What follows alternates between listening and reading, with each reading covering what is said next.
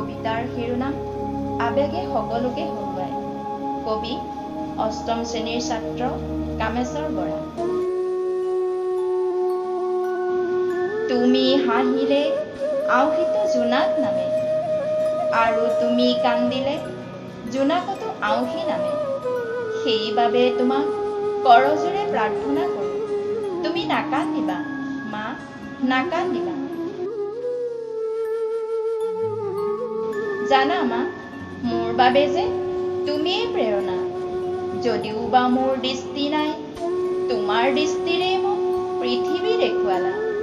মোৰ দৰে অজ্ঞানীক তুমিয়েইতো দিলা জ্ঞানৰ পোহৰ, আৰু তুমিয়েইতো কৈছিলা জীৱনত সময় আৰু সত্যই বিচাৰিলে যাব লাগিব নদীৰ কোবাল সোঁতৰ বিপৰীতে, তিতিব লাগিব শিলাবৃষ্টি, যুঁজিব লাগিব ধুমুহাৰ সতে, মৰিব লাগিব বজ্ৰপাতত। কিন্তু তোমাৰ চকুতেইচোন চকুলো। বুজিলো মা, দেউতাৰ দৰে তোমাকো আবেগে হৰুৱালে। ধন্যবাদ।